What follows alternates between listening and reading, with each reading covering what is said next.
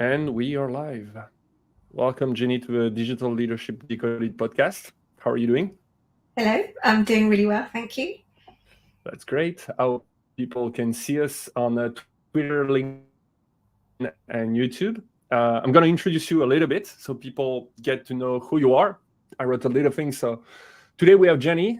She's a seasoned Agile and product development coach, trainer, and facilitator. So you transition from a background in psychology into the world of Agile and business agility. Starting your career in the mid-90s, you spent a decade working on large-scale projects across Europe banking sector. Quite interesting to learn about that. You embraced Agile methodology in the early 2000s, leading delivery teams and pioneering new collaborative practices. You're a vocal advocate in the Agile and behavior-driven development communities. You took your expertise to the next level by setting up your own business in 2011. And since then, you have empowered organizations to achieve greater agility and high-performance team through your coaching, training, and facilitation services. In the recent years, you have focused on fostering diversity and psychology, safety within teams, helping them unlock their full potential. You're a firm believer in collective intelligence and inclusivity.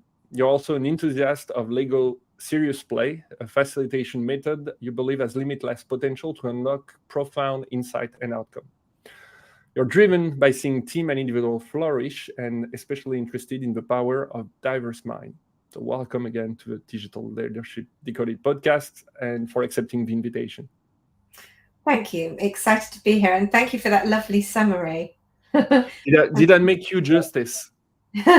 Yeah, it was really nice. Yeah, I'm going to steal it for my own bio. That's good. Yeah, I laugh when you said that to me that you will do that. So I think can you? I know I introduced you, but I would like you to introduce yourself to people from your own words. That will be amazing for people that are watching us. Great. Yeah. So I'm Jenny. I'm all manner of things, really. I guess I'm a coach, a product development and agile coach.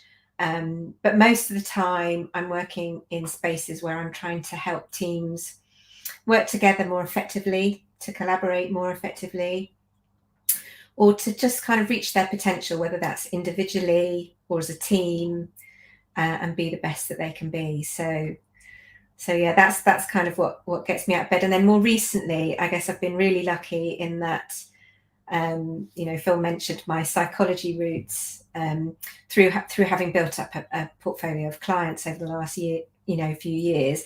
I've been getting more and more involved in the team side of things in terms of high performing teams. So that's been a real pleasure as well. So yeah, that's me.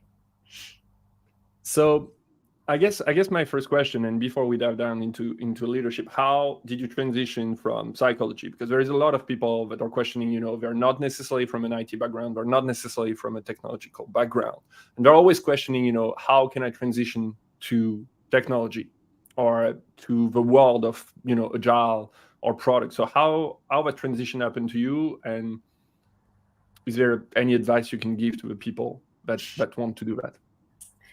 Well, I just sort of fell into it, actually. So when I graduated with my psychology degree back in the early 90s, we were in quite a recession in the UK, and there really was I left university with quite a lot of debt, didn't have very many options, so I was just feeling my way, didn't know what I was going to do, what I was going to end up doing. And I got a temping job initially as a tester, and then got taken on full-time at an American company called Perot Systems, run by Ross Perot. And I guess they saw some potential in me, and they sent me on this boot camp to Dallas for 4 months, where I got sort of techified, which was quite an experience. So yeah, 17 exams and C programming late into the night and all sorts of things. And then from that was part of like a 2 or 3 year program. And from that, I ended up consulting at various things around Europe. So I had loads of different roles. I started out specializing in testing. I was a test manager, and operational testing, all sorts of things. And then more broadly into the delivery space. So then I started running a team of business analysts and then developers, and so it sort of grew. And so, yeah, in terms of a way in, I think testing is actually a really good way in if you don't have an IT background. I really value testers and people with testing expertise on any team, because they just really wrestle with a problem and often have a really good perspective for the whole, the whole context of what a problem is and what good looks like. So yeah, that's how it happened to me.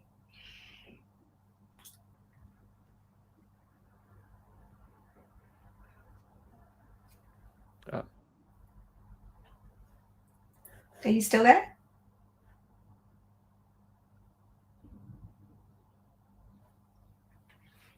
I've lost you, Phil.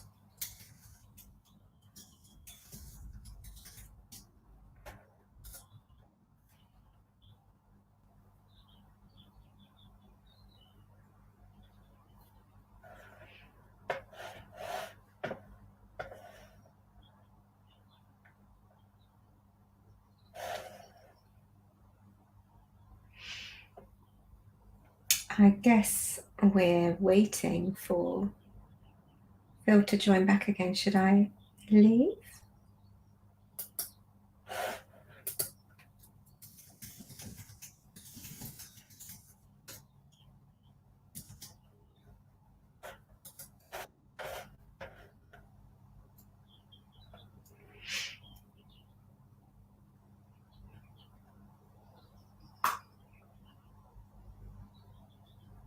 Back.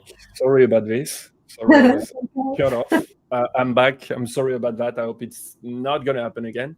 So I missed part of it.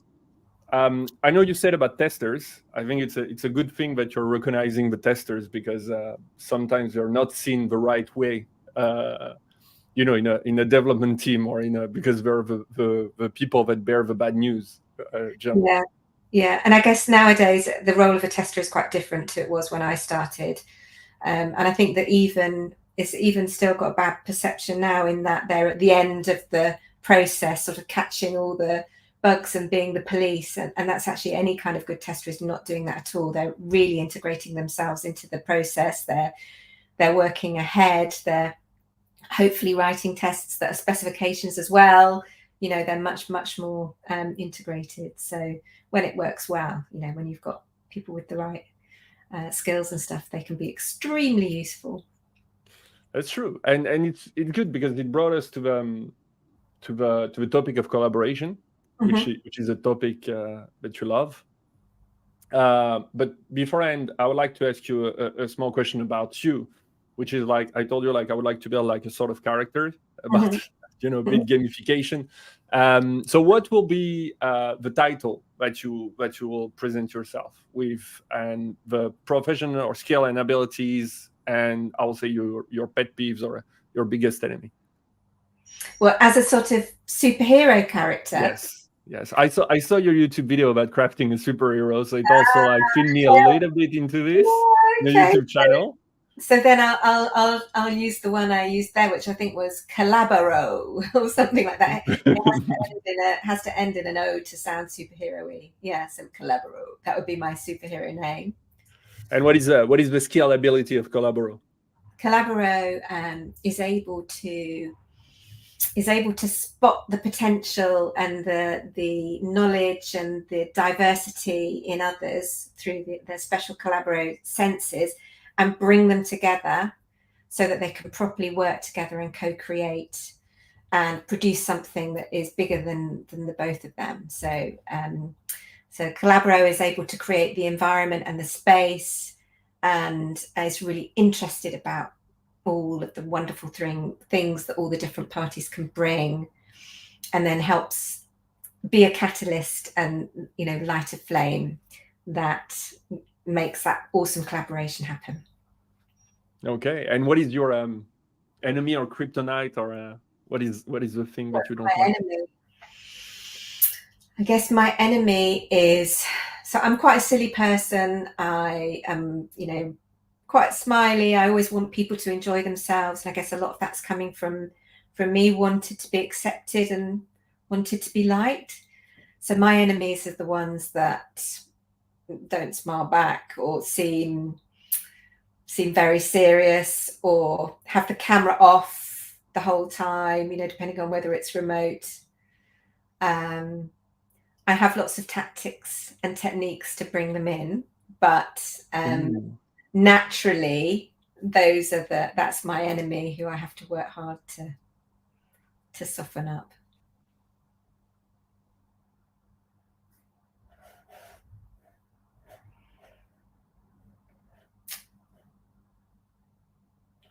Don't let me lose you again.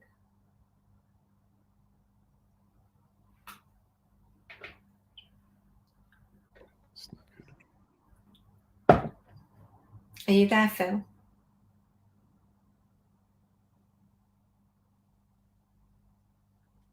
Hello, you're back.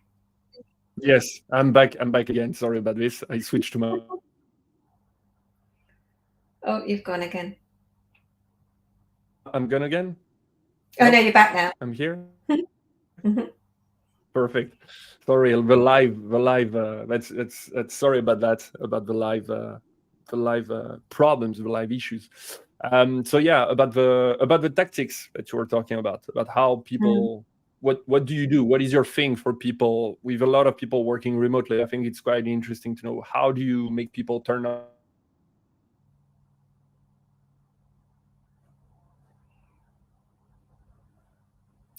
So I think you're asking me, how do I make people turn on my cameras, but I'm not sure if you're hearing me. So are you back? Yeah, you're back again. It's very wonky. Yeah. Yes, totally. Yes. How do people turn on their cameras? Yeah. So I guess it's something that is useful with any sort of workshop facilitation.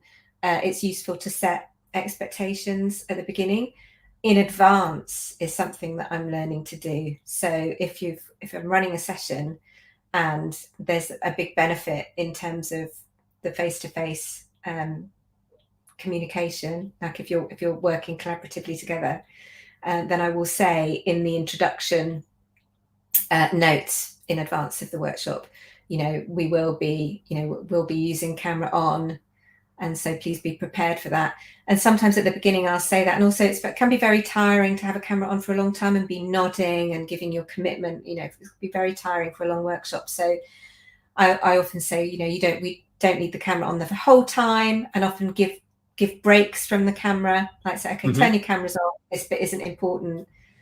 But it's mostly about setting a safe environment at the beginning, making sure that everybody understands what's coming, and you sort of slowly warm up participation, so you can set expectations for participation early, so that people know it's not just like, for this session, cameras on and you'll be participating. So just setting up the scene early, like, you can't multitask during this particular session. So you can't make your dinner or be sort of passive, or, you know, have the sound on and be doing something else. You must be present. So that's about setting expectations.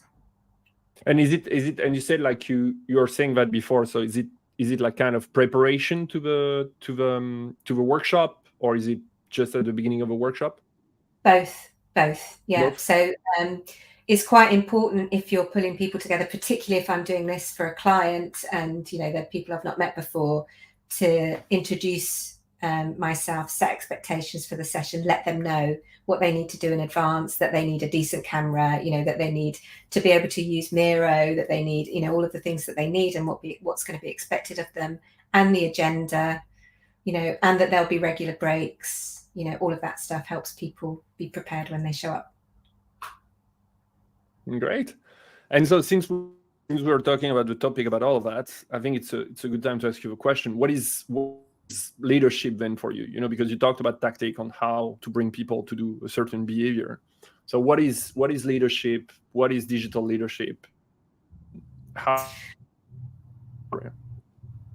So I'll take the first one. So what is leadership? I think, let me take that in the context of sort of digital first of all. And if we think about, you know, reading your background stuff about product owners and BAs and, you know, about being a digital leader, everybody being a digital leader. So for me, it's about setting an example on a number of things. So being a collaboration catalyst is a good leader attribute. So you're going to be the one knocking down the doors, bringing in the stakeholders, making a case for collaboration, you know, making a mindset for properly working together on challenges. You know, so be a catalyst for collaboration would be one thing.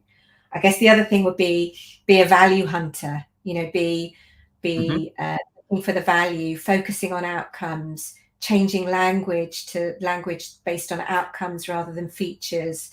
You know, so a lot of it I think is about creating a mindset change and being a kind of pioneer for those things, so like a product pioneer. So I think that's important.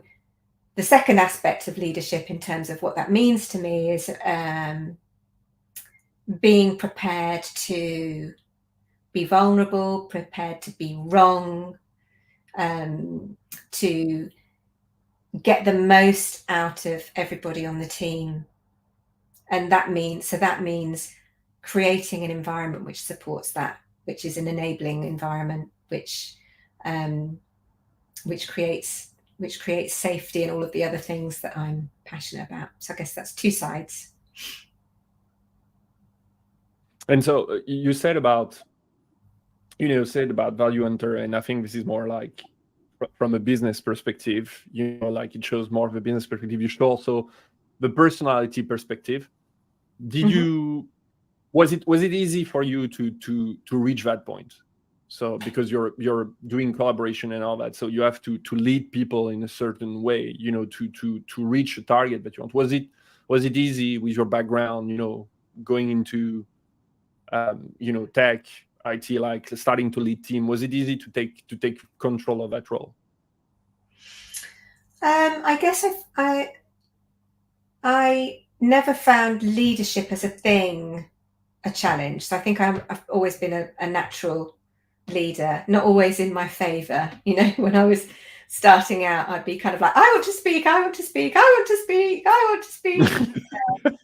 I want to speak, wanting to take in and jump in and take the lead. And I always had a clear sense of what I thought was the recommendation, or what I thought was right, or what I thought was the answer, which could be a really good thing, but that can also be, it can also mean that you miss other people's ideas. It can also mean that, you know, you kind of jump in too actively and you know, and take the lead too early. So I never found leadership itself as a challenge. I think particularly because I enjoyed bringing a team together and helping us all pursue a shared objective. So I think I did that quite naturally. Things like bringing in stakeholders and being a collaboration catalyst. So for me, that was happening quite separately to being a leader, because I was a leader before Agile was even a thing, right? So, you know, some of these practices around collaboration have happened later on in my career. I think there's a lot of courage that comes with that. So setting up something and saying, right, we're going to do this together. I'm going to set this workshop up. I'm going to invite all these really important people to it. And here's what we're going to do. You know, there's a bit of courage that goes with that. And so that can be scary and it can be hard. It requires, I think, preparation and some advocates. So I think I would find some advocates around me who had confidence in me, but also could see the same value. I think this is the collaboration catalyst thing, and try and get forward. Yeah, and how did you find like the first time you had to do that? Because you say it takes a lot of courage. Like, do you have a story of where you're like, this is the first time I'm doing that, and it's like super scary? Yes, actually. So this is going back, I guess, 13, 14 years. And we were building a brand new flagship product, and it was pulling together all of the different elements that different parts of the organization had. So we'd recently acquired a number of different companies that all had similar products. And so we were starting again with a new flagship product. And there was a lot of politics, a lot of complexity, lots of different opinions, a global thing. So people coming across the world from different parts of the country. And we were all a bit stuck in terms of how to take the product forward and how to prioritize the first version of it. And so I set up this workshop, which was a 2-day workshop, which was like a prioritization poker workshop, where the objective was for us to plan this product strategy over a couple of days. And so I was getting them in a room to gamify them choosing the top 20% of capabilities that all of those collective products could offer to help us get started. And so it was quite a new technique that I'd seen in this Agile workshop thing. I still don't even know if many people have heard of it. Quite a new thing that I'd seen, and I just thought, I'm going to give this a go. This is going to work. So we had the most senior people in the organization, I guess about 15 of them, had a poker set, all of these capabilities all printed out, laminated, 100 of them, a big room. You know, there was loads and loads of preparation that went into it, and I was extremely nervous about how it was going to go, because I just didn't know whether they were going to play. Just didn't know, but they did, and it was quite transformative. The technique itself is really awesome. Since then I've used it hundreds of times, but it was really transformative. And I had some of the executives coming up to me afterwards saying, you know, I'd love it if you could run one of those sessions for my team. And it just really showed the benefit of and the power of collaboration, because there was a bit of a kind of there was something holding everybody back from actually doing it, because there was so much complexity and so much difference of opinion. So there's a bit of a theory of, well, why we couldn't possibly go into a room and sort it all out, because it'll take us weeks. And you kind of think, well, yeah, but if we don't do it, we're going to spin for months and maybe years and get it wrong. So I believed in that really passionately. And so, yeah, it was, at the time, it was a big success, but I was terrified. I just pretended to be confident. And so, since you're talking about it for the people that are listening, what is the POCA method? Sorry. And what is the POCA method? The POCA. Okay, so it's called prioritization poker. I actually did a LinkedIn post about it quite recently. It's what you do is you game a situation so that you collectively, the team, can only choose and vote on 20% of what's there.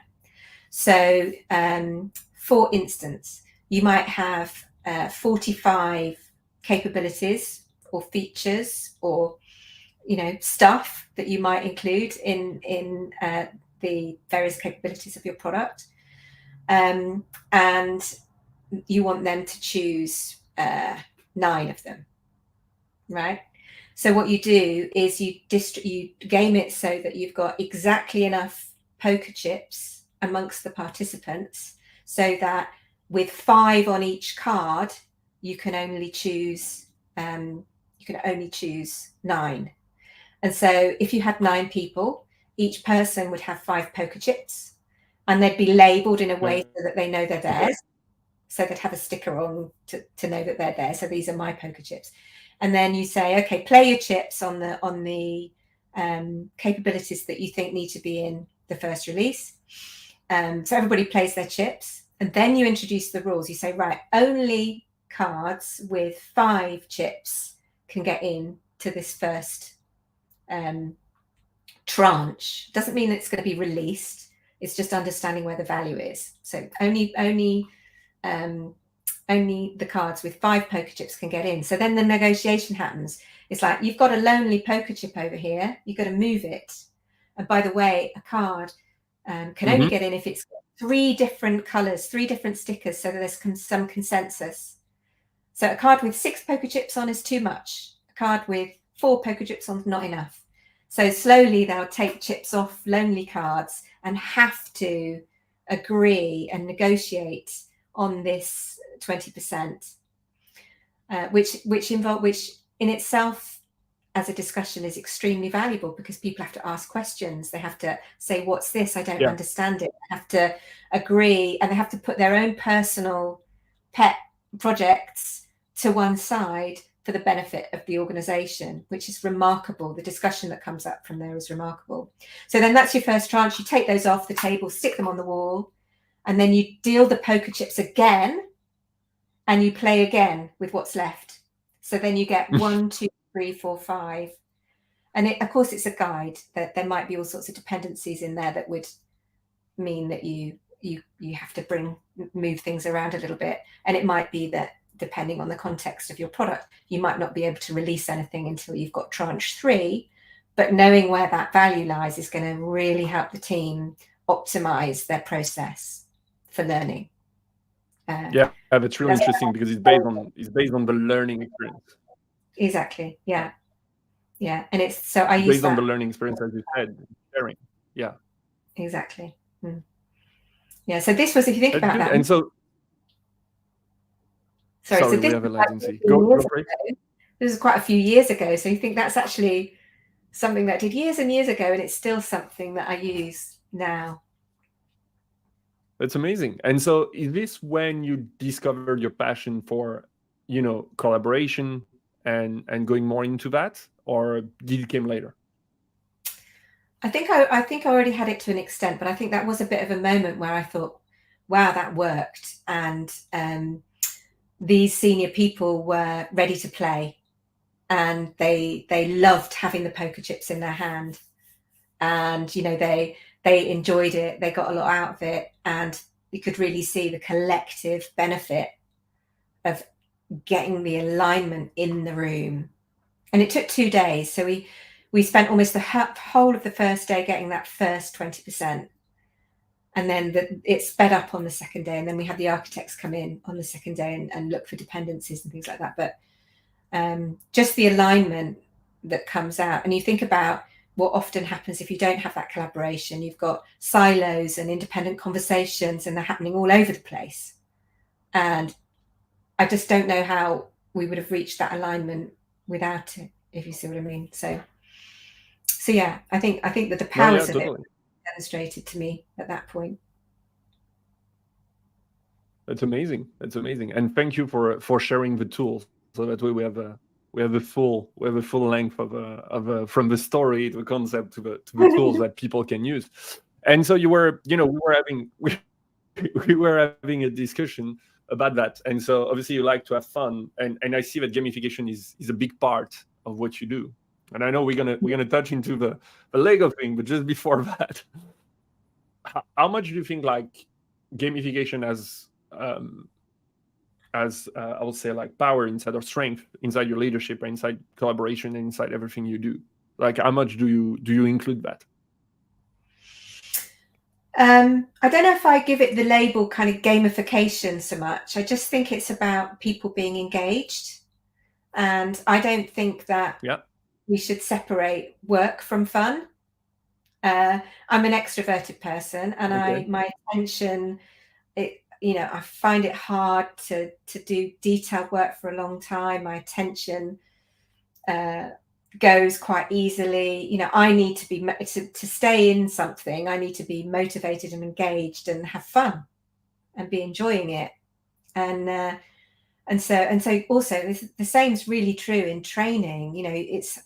You have to keep people engaged for a long period of time, and they're going to be more engaged if they're enjoying themselves.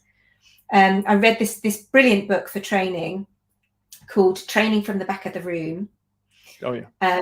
Which I think it's probably about 10 years old or more, but I think it's Sharon Bowman is the lady. And she talks about learning experiences. And so I think that's how I see it in any kind of workshop or training situation. It's about designing an experience, but you're designing that experience with a really strong outcome in mind. You're doing work. It's not just silly fun. You're doing work, but doing it in a way that allows people to be engaged with the thing that you're doing. So, it's a book. It's a book that I know. It's I think she covers a concept called the 4C. I think, which is concepts, can do, concrete practice, and I'm not remembering the fourth one. Connections, concepts, concrete practice, conclusions. Yeah, the can do was something else. I didn't do that, but it's it's frameworks that have 4 C's in them. Totally. It's a really good framework when you have to do a workshop, because it forces you to think at the place of the learner on what to do. It's like, okay, what do I want them to get at the end, and how I'm going to connect that. For example, like the connection is really important, because it's like I'm connecting, for example, maybe the new concept to something that they know. It can be something outside work, but I think like calibrating like that, it's really good. So it's a powerful book and a powerful tool. And it comes back to we were talking about how do you get people to put their cameras on and things like that. For me, those things all sit in that connection space, helping people understand why they're there, like what they're going to get out of it, and what we need collectively to do to achieve that. So that's all part of the establishing that connections. I'm actually doing another course at the moment. A guy called Jan Keck, who is an expert on inclusivity and collaboration, and he calls them ice melters. When you talk about icebreakers, people often go,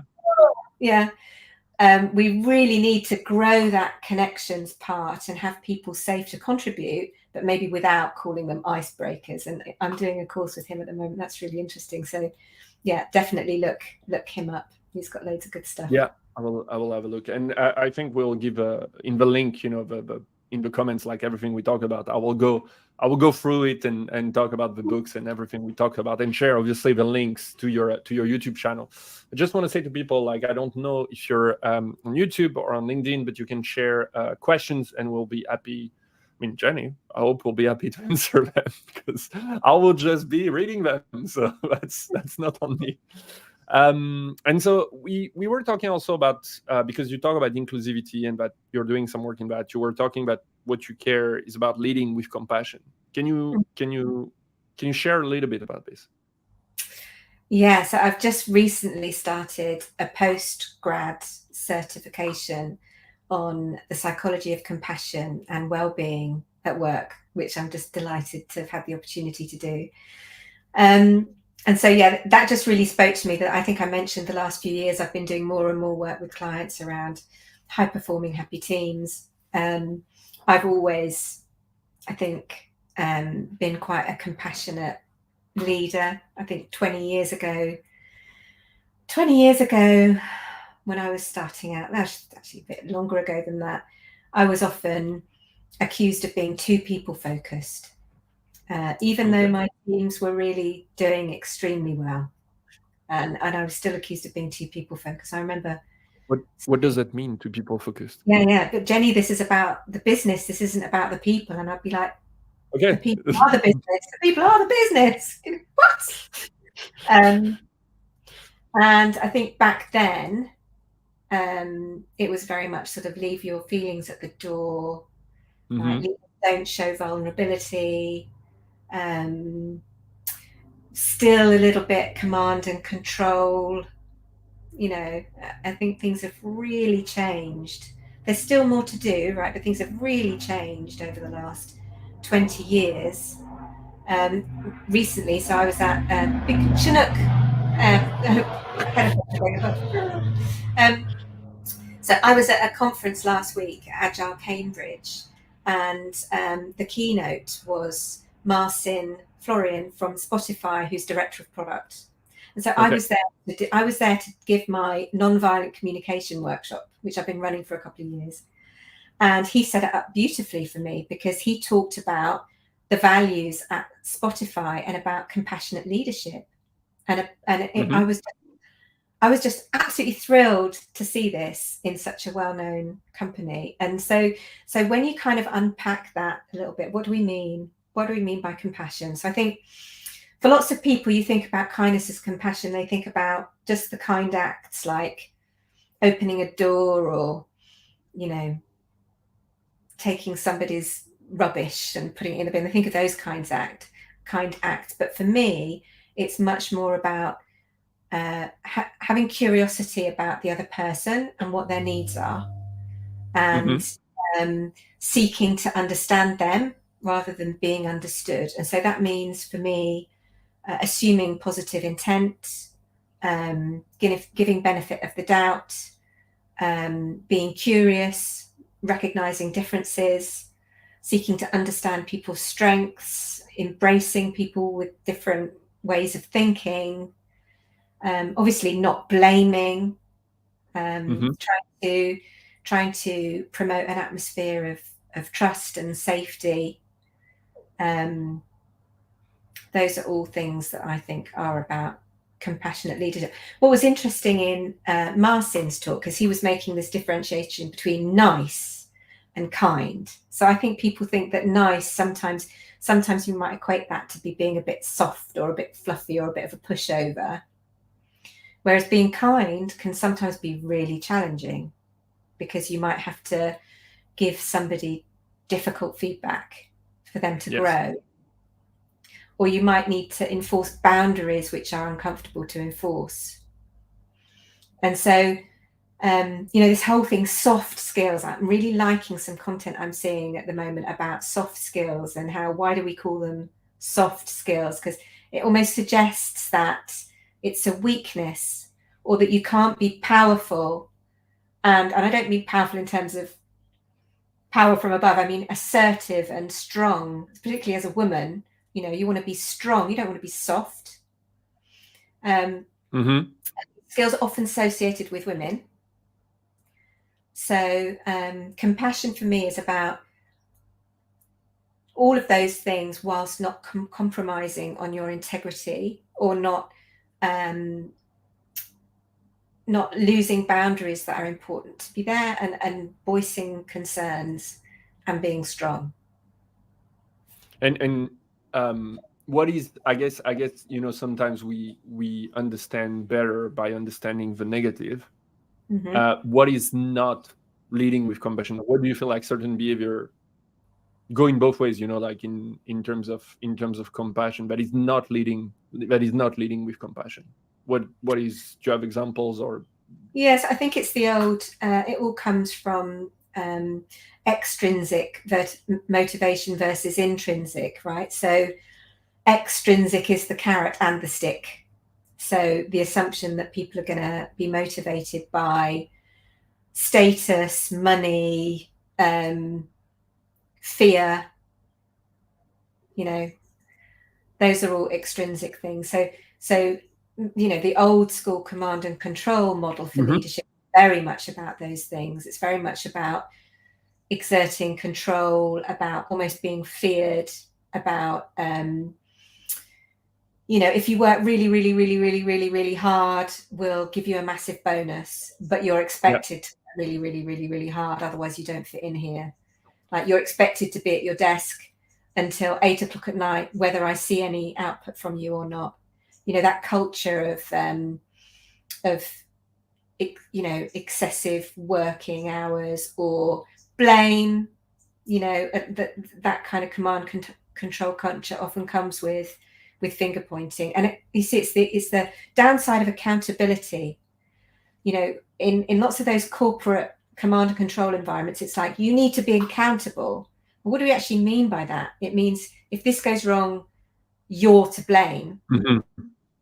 And so more compassionate leadership for me means a more collective responsibility and an assumption of good intent, and it's okay to fail. If you can fail with good intent, and it's the team's responsibility, we'll pick each other up and learn from it. And do you think there is like something like too much compassion? No. There might be too much nice. Okay. But I don't think there's passion. Yeah. What do you mean by too much nice? So I think it's this distinction that Marcin was making in his talk last week, which is being nice is sometimes to serve somebody else so that you're liked, or so that things go smoothly, or so that so that the situation doesn't erupt, or that even if you get the outcome that you want, that might be being nice. But being kind and compassionate isn't that. That's just, it's more like a whole mindset and an approach about valuing other human beings and what they bring, and helping understand each other. And I just don't think I don't think you can be too much that. No, it's good. It's good. I like we talked about it, because there is a misunderstanding, about what is compassion, and especially in the workplace, because there's still, as you said, I studied also quite some time ago to work, and it was what you said, command and control, which was, the review at the end of a year. It was you were not understanding what you were asked for, and that was just that you just have to do it. It's just the way it was. And but it's good to see that things are changing also. But that I like the separation that you made between compassion and being too nice, which is, as you said, is trying to fit, or trying to please someone without maybe regarding other stuff. And I quite like that. Yeah. And so in leadership, sorry, or you no? Do you think it's missing in leadership right now? How do you feel about the state of leadership compared to that? I think it depends. So I work with lots of different clients and lots of different companies, and the cultures are very different. Some of them are very similar to the environment I was working in 20 years ago. Those tend to be the more, I guess, the more corporate established companies. Some of them have really more progressive cultures. There's still a lot to do. There's still a lot to do. You see environments are very different to how they used to be in terms of well-being, right? So you'll see that people can walk around the office in their bare feet, and there might be a little dog come in, and there might be, beers in the fridge and pizza on a Friday, and, all of this stuff, but there could still be toxicity at the top. And if there's that at the top, it's very difficult to properly embed that culture change. And similarly, I've worked recently with some big organizations, like financial services companies, that have all of that structure and have lots of perhaps bureaucracy, and have lots of corporate stuff going on, but have really supportive leadership that helps people reach their potential. So yeah, there's definitely still work to do, but I do think it's changing. Yeah, so whereas psychological safety was a thing 10 years ago, and well-being was a thing 15 years ago, I think kindness is going to be the next thing. And we got a first question that is on the topic by Nate. Not Dark, sorry. So a lot of engineers are introvert who might prefer to collaborate using a good tool or process. Are there any special challenges for an extrovert creating a good collaborating environment for introvert who might prefer more rule-based collaboration? I think that's a good question. That's true. Yeah. Like this introvert, extrovert, like how do you handle that? I love that question. because so I'm an extrovert, right? So imagine myself 10 years ago watching a video. I can't remember her name, I'm afraid. But she did really famous talks about introversion. And it was a big slap in the face for me. Like, doesn't everybody want to work like this? Doesn't everybody want to collaborate? It was a big wake-up call. And and so since then, I've been much more curious and deliberate about, there's a thing, inclusive collaboration. What's Sally Ann Freudenberg and her colleague, who I'll refer to in the chat or in the comments afterwards, wrote this nice little book called Inclusive Collaboration, which I think was about 5 or 6 years ago. You can probably still find it, find the website, which has got lots of different collaborative practices which help bring in introverts. So there's lots of different techniques that I use to help with that. One of them is called brain writing, which is a silent practice. I think include time to think and silence.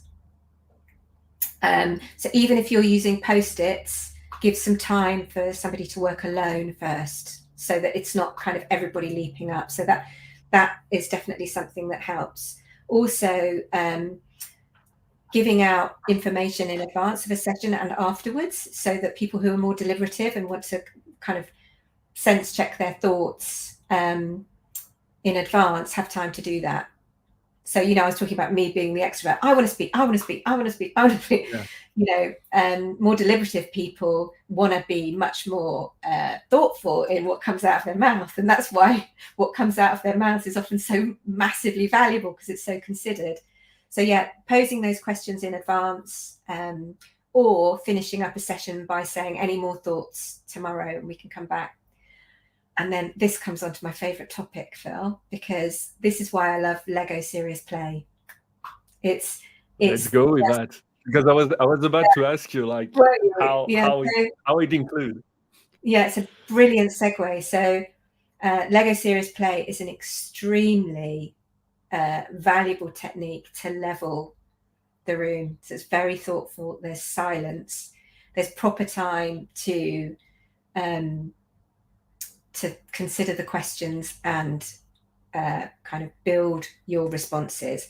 And when those responses are heard, everybody is equally heard in a really calm, thoughtful way. And so it allows everybody's thoughts to collectively become aligned to one thing. It's the most amazing thing. And so a lot of my work is with engineers and, with introverted engineers. I've actually feel extremely comfortable with a bunch of introverted engineers. It's like my crew. So there's lots of stuff. There's lots of stuff I could talk about there. But inclusive collaboration, look that up. And brain writing, there's some templates on Miro for that, and Lego serious play would be my 3 things.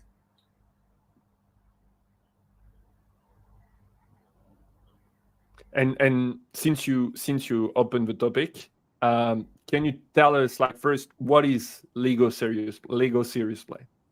What is it for people that don't know it? So it's a facilitation method which uses Lego to aid thinking and problem solving. And you have to be, you go and get certified in being a Lego serious play facilitator, which is like a 4-day immersive course. And it's based on research like connectivism, which shows that when you actually physically build things with your fingers, with your hands, it helps your brain put thoughts together. You can see this on various imaging of the brain. And also that when you use your hands to think, you're actually connecting with more synapses and stuff in your brain. So there's loads of science about why it's good. But for me, it's this powerful thing of it just reveals these really profound insights and is an extremely powerful way of aligning team members towards a challenge. So the way that you do it is you have specially designed Lego packs, which have got lots of metaphor, lots of organizational metaphor in them. and you pose a question, which might be, how do you see the product in 5 years' time? It could be sufficiently vague, or it could be build a model that represents you at your very best, or it could be build a model that represents psychological safety. You can use it in all sorts of different ways. And so you start thinking, you pose the question, then you build in silence, and you start thinking, I don't know what I'm doing. What is this woman on about? But as the 10 minutes go, your thoughts sort of align, and you become, things come to the surface that you didn't know were there. And then when you share your model with the rest of the team and tell them about what your model represents, it's deeply engaging and people remember what was said. And so you can then, the extensions of that are to build shared models that contain everybody's concepts and landscapes and enablers and blockers and barriers, systems and emergence. There's loads of different applications at the individual level, at the team level, and at the organizational level. So yeah, I think that's a different. And you told me that you have a video coming up about that, right? Yes, I'm working on it. So on my YouTube channel, I'm gonna publish probably an hour-long overview. So actually going into the method and the applications and showing lots of photos and even some videos of how it works. That's cool. I really want to try it. Like when you talk the child in me, or if it's just building with Legos. I think for engineers also it works well because it's building stuff. Maybe I don't know. It does. You get the in the Lego Serious Play kit, you get gears and wheels and spinny things. And yeah, it's always the engineers that come up with the with the craziest models. But yeah, it's not. What is?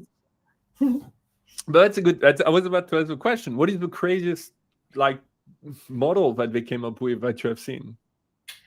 Oh God, there's so many. I mean, I've been in hundreds of sessions with Lego Serious Play.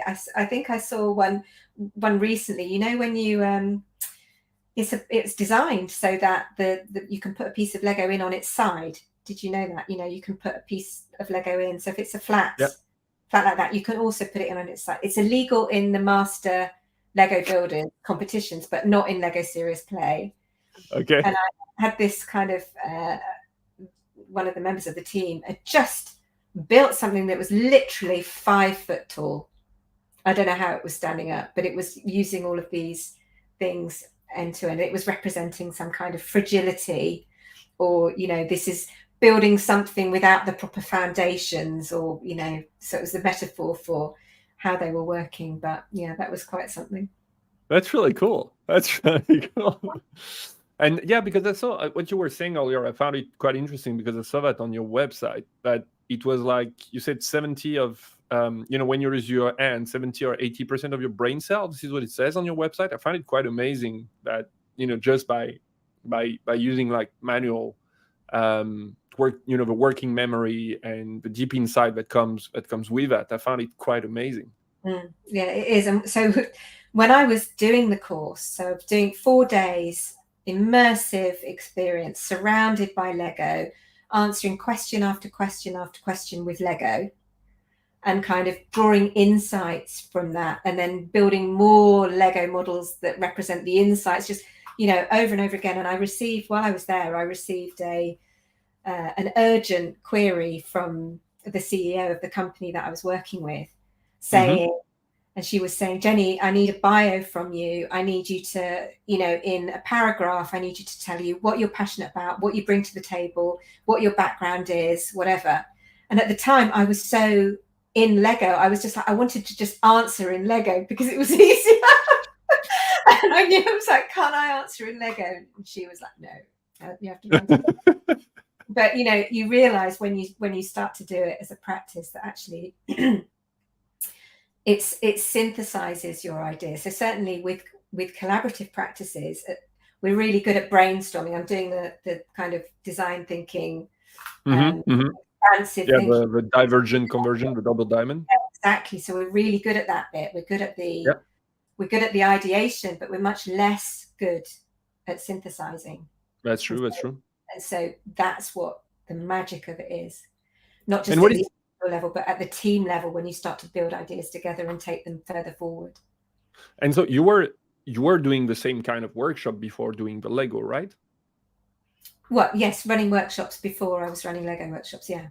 And what is the once you pass to the Lego, it's weird to say that. It feels like once you pass to what is the difference that you saw? Because you must have seen a difference between doing like kind of, I will say, traditionally, to Lego. What is the big thing that you saw, and what people said that were different? So I guess I can't compare a whole Lego workshop to a different workshop, because Lego Serious Play, if you're doing it for a whole day, it's a thing, right? And Yeah. things in a very specific way. But mostly I use it now embedded in training or other workshops. So I'll bring in the Lego as part of that. So I've got an example there.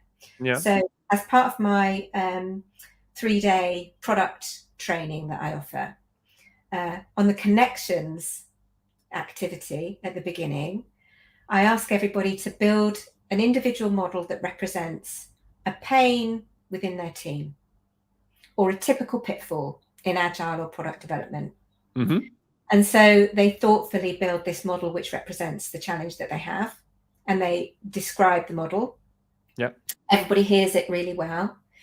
And then I give them 40 minutes to, combine these models into a shared model of pain.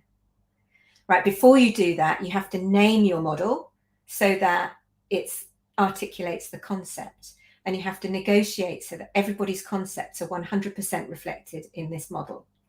And so then we've got this model on the table, which we leave there for the whole course, which represents the pains and the challenges that they face. And we can point to it, and we can say, what did we cover today that addresses this model here? And there's loads of good things happen. So I learn loads about their challenges. Mm-hmm. In those activities, often it can be a bit arbitrary. People go around the room and say, I'm here because, and here are my challenges. Whereas this activity, it's much more thoughtful, and there's much more of an alignment towards a shared feeling. So then at the end of the session, I might get them to build a model that represents where they're heading. And that gives them the chance to synthesize all of their learnings and build it into the new vision of the future. Or I might even say, how do you contribute to that? Build a model that represents you and your strength. Position it where you can help with this journey. It's so powerful. So particularly those two ends of any sort of training or learning experience, the connections and the conclusions, it's extremely powerful. Any kind of thoughtful takeaway is extremely powerful. So I tend to inject it in throughout a training session that makes the takeaways much stronger. It makes it a reality. Yeah, and it levels the voices in the room so that people hear each other better, and it improves the inclusivity and makes sure that the less extrovert people get heard. So yeah. Can't wait to see your video. I'm honest with you. Like I'm really since we talked the first time about it, I'm really excited about it. I know I'm not participating in it, but just looking at it, it's just amazing. I think that it's and maybe it's because Lego is the thing that we played, and the thing that we understand. So it makes it like it's, as you said, it's a creative way of looking at it. So that's really good. We're reaching the end. I want to ask you, so first, before asking you the other question, I'm going to ask you the question from Cax. That was the last person that was on the podcast, but she asked me, how do you build a healthy culture for your organization? So it was a bit with what you said earlier, but I just want to have your small take on it. Yes, I guess we've spoken a lot about that, haven't we? Yeah. I think that if you're actually going to try and build a culture within an organization, it has to include the people within the organization. So I think finding out what's important to people in the organization is a good first step to establishing any kind of values or culture or anything like that. So I have been parts of teams establishing culture and actually setting out to do it. And it's much better to do that as a whole company thing rather than have the executive team come in and say, here's our values. But then it's about actually living them and demonstrating them and making it clear what good actually looks like. And exploring these things like what is compassion, what is kindness, and demonstrating those things in action. For me, one of the most important contributors to culture has been techniques that help people explore their strengths. Okay. And so it's building on the strength. It's building on the... Yeah. So there's this really awesome thing that I use called strong suits, which you can also see on my YouTube channel, which I saw this. It's with the cards, right? Yeah.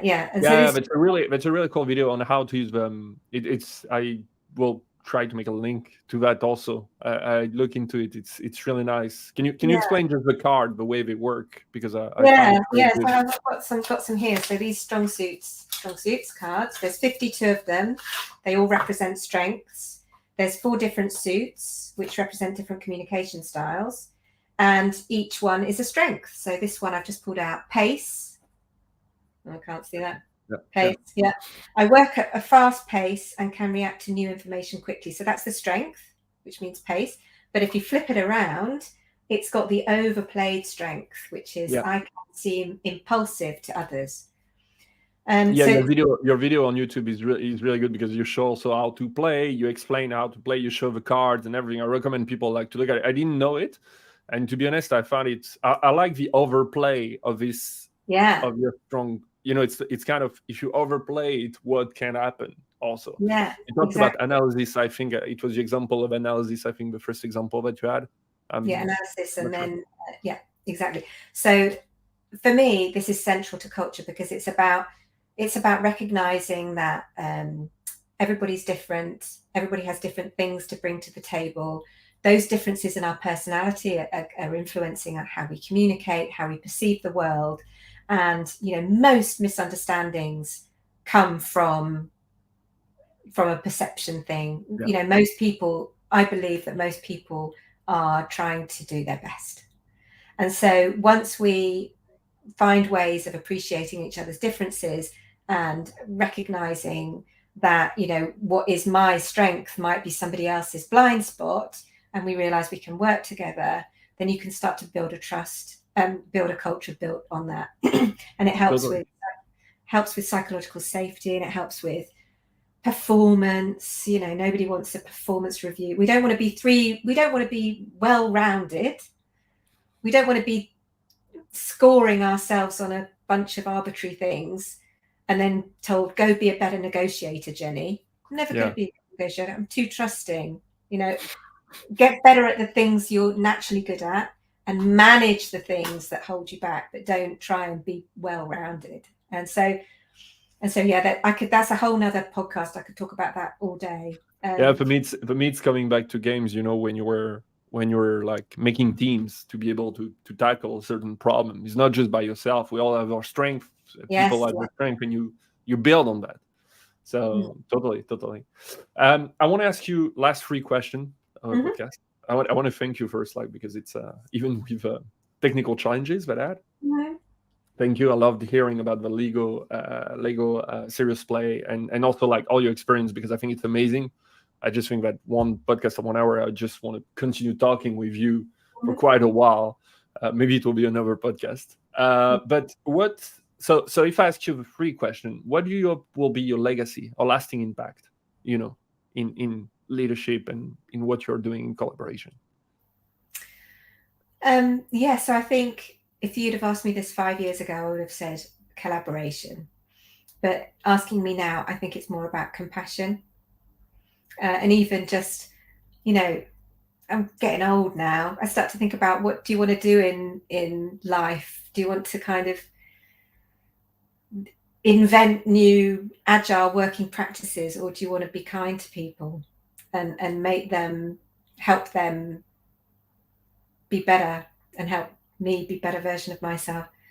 So that's it. I just want to be kind and to help others flourish where I can help. I love that.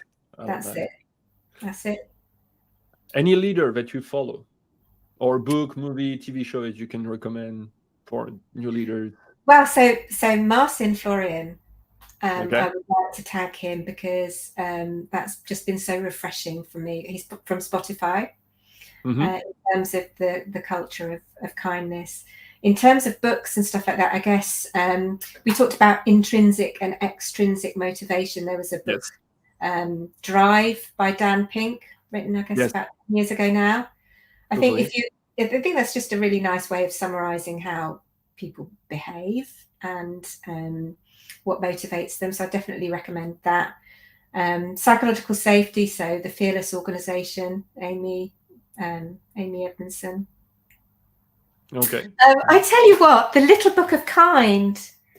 What is The Little Book of Kind? Yeah. So this is one of the things that The Little Book of Kindness. I can see my camera. Just let me. I'm gonna put you like Little Book of Kindness. Oh, it's cool. David Hamilton.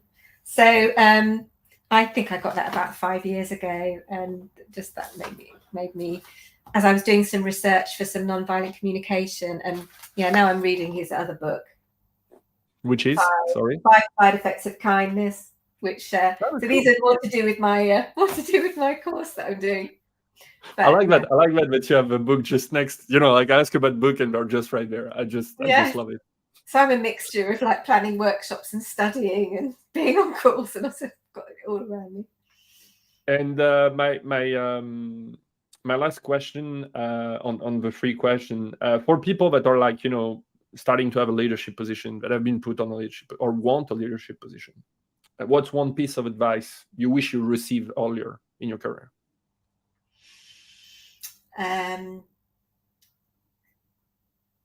So I think I did receive it early in my career, but I didn't pay attention to it until later. And it's about listening more actively. So this is probably one of my blind spots if I'm thinking about the 27-year-old me trying to prove myself, leading a team with a really strong sense of knowing what's right. I often was right, but is it good though? Is it good though? but I want to speak. So I think now I'm a really good listener. But it's back then I thought listening was just not speaking. Whereas now I know that listening is about being much more deeply curious about what that person has to offer that might not be the same opinion as I have. Mm-hmm. And I have a follow-up question on that, because I have the same feeling as you, where I was a really bad listener and I felt a really bad colleague sometimes when I recall myself. Do you think it's just with age that it comes, or do you think there is a way to work it out? Because I have this thinking that I've been in the field, and obviously I've seen the mistake I've made, and I do think it perhaps does come with age, because I think as you feel more established, you feel less need to try and prove yourself. So I think there's definitely a link there, but I think we should practice it more. Yeah. So active listening 20 years ago wasn't really a thing. We can practice it now, and we can get better at making sure that when we know that we're taking the lead easily, we can get better at making sure that we take a step back or make sure everybody's heard. And so, I guess I've got another piece of advice, which was to do with having my son, which is a whole different thing again, as a woman coming back to work in a very male-dominated environment in tech. It's just about try not to be, just give yourself a break sometimes. Try, know when to compromise, know when to take your foot off the accelerator, Yeah, that's true. When you have over, I'll say, like, I will not call that priorities, but other things, you start to balance things out differently. Yeah, totally. That was great. Thank you.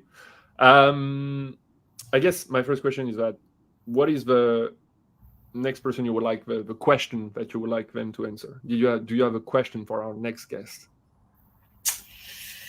Okay. So, how do you be a cat?